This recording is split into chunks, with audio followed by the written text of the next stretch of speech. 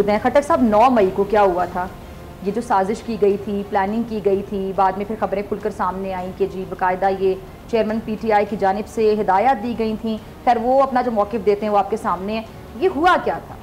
लेकिन 9 मई का एक बहुत बड़ी तारीख़ है, हमें खुद समझ नहीं आई क्योंकि हम तो एक सियासी लोग हैं और मैं उस वक्त सूबाई सदर था। तो हम तो लोगों को पुरअमन एहतजाज के लिए निकालते थे कि अभी इधर आ जाएँ, अभी इस्लामाबाद आ जाएँ, डिफरेंट वो चलता रहता है। हम इसी सोच पे कर रहे थे कि हमारी पार्टी आगे जा रही है, लेकिन बाद में कुछ चीज़ें पता चली कि ये तो प्लान कुछ और था। हमारे से ओथ लिया गया, मुझे समझ नहीं आई, उस वक्त ख्याल ही नहीं था। फिर जेल भर और तहरीक ताकि जेल से डर ख़त्म हो जाए, फिर डिफरेंट धरने और लाठी चार्ज ताकि लाठी चार्ज और गैस से डर ख़त्म हो जाए, फिर गांव निकलो। हमें तो ये एक पार्टी की यानी साजिश पीछे से चली आ रही थी, साजिश, ये तमाम स्टेप्स थे, ये स्टेप्स और फाइनल स्टेप वो था जो 9 मई को मैं नजर आया। ये फिर एंड में जो जिसको नजर आए वो नजर आ जाएगा। मैं यही स्टेप बता रहा हूँ। मैं ये समझना चाह रही कि जब बता रहे हैं कि पहले जेल भरो तहरीक, इस चीज़ का डर निकाला गया, उस चीज़ का खौफ निकाला गया, क्या ये तमाम स्टेप्स थे, ये प्लानिंग थी और फिर 9 मई पे आखिरी प्लानिंग नजर आई? क्योंकि उसका रिजल्ट जो मैं देख रहा हूँ ना, ये देखें, ये जब सब होता रहा, इधर एक और टीम, या हमें पता चली कि एक और टीम बनी थी जिनको ये डायरेक्शन थी कि खान गिरफ्तार होगा तो आप लोगों ने ये इन लोगों को लेकर वहाँ जाना। हमारे से लोगों को जमा कराया गया, हमें नहीं बताया गया कि हमने आखिर क्या करना है। एक एहतजाज के लिए तो ठीक है लोग चौक में निकल आते हैं, तो वही हुआ कि उस दिन लोग निकले और सब के डायरेक्शन हमारे इदारों के ऑफिसेज और GHQ और कोर कमांडर के घर की तरफ गए, तो जिसका बड़ा अजीब असर हुआ। अब ये तो मैं हमेशा कहता हूँ, ये अल्लाह का शुक्र है कि उस दिन गोलियाँ नहीं चली। अगर गोलियाँ चलती, सैकड़ों लोग मरते, तो मुल्क में इंतशार आता, फ़ौज में इंतशार होता। तो मैं सब कुछ सोच कर देख रहा हूँ कि सारा प्लान यही था कि इंतशार मुल्क में भी फैल जाए, फ़ौज में भी इंतशार आ जाए और लोग गम गुस्से के अंदर कुछ भी हो जाए और लोगों को कत्ल किया जाए। ये तो फ़ौज ने या जिसने भी अक्लमंदी की गोली नहीं चलाई, नहीं तो ये खतरा बहुत ख़तरनाक, हालात कंट्रोल से बाहर होते वरना। बिल्कुल ठीक है। जैसे कि आपने कहा कि आपको भी नहीं पता था, आप इतने सीनियर लीडरान में शामिल शुमार होते हैं, आपको भी नहीं पता था, फिर किन को पता था कि एग्जैक्टली प्लानिंग थी क्या? लेकिन जितने हमारे सीनियर लीडर्स हैं, किसी को भी नहीं पता, किसी से पूछ लें, किसी को नहीं पता। हम तो सियासी, हम तो पाकिस्तान में सियासत करते हैं लोग, लेकिन कुछ तो लोग होंगे जो बहुत करीबी थे जिनको पता था। ये तो सबको पता था कि एंटी बातें हो रही है, लेकिन ये नहीं पता था कि जिस दिन गिरफ्तार होगा तो ये सब कुछ उधर जाएगा। ये बिल्कुल किसी के ख्याल और गुमान में भी नहीं था।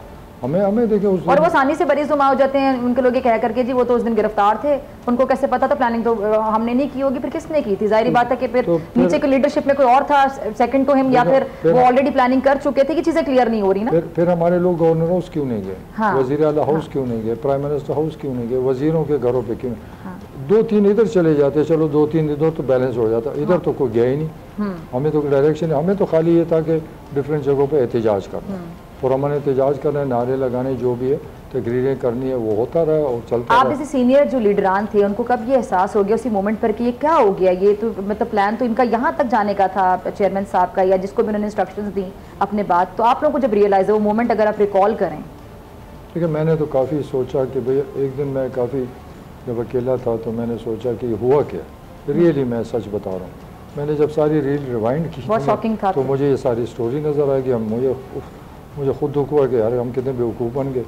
हमारा कभी इरादा नहीं था कि हम अपने इदारों से लड़े, फ़ौज से लड़े, मुल्क में इंतशार फैलाएँ। देखिए, जिस मुल्क में इंतशार होगा, सियासी इंतशार होगा, तो मुल्क तरक्की कैसे आएगा? इन्वेस्टमेंट नहीं आएगी, डॉलर नहीं आएगा।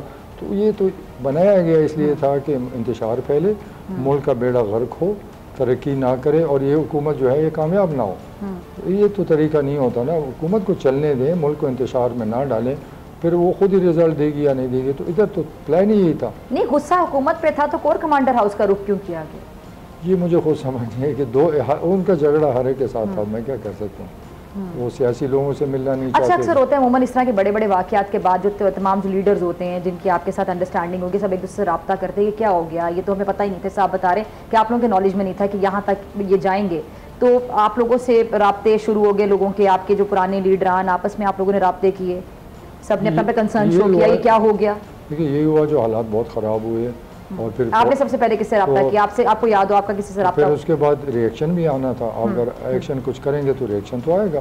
وہ ریئیکشن کے طور پہ پھر سب پر مشکلات آ گئیں. پھر میرے کافی رابطے رہے اپنے پی ٹی آئی کے لوگوں سے. سب سے پہلے آپ نے اس واقعے کے بعد آپ کا کسی سے رابطہ ہوا اگر آپ کو یاد ہو؟ سب کے ساتھ رابطے تھے, جتنے اسد کیسر سمجھے اور سمجھے جتنے بھی ہیں سب سے رابطے کیے. ڈفرینٹ آئیڈیاز آئے تو میں نے ان کو یہ کہا کہ ہمارے پاس 3 راستے ہیں. ٹھیک ہے کہ یا تو ہم اپنی فوج کے ساتھ لڑائی کریں اور بے عزت ہوں اور جو مرضی ہو, اور دوسرا ہے کہ ہم سیاست چھوڑ دیں.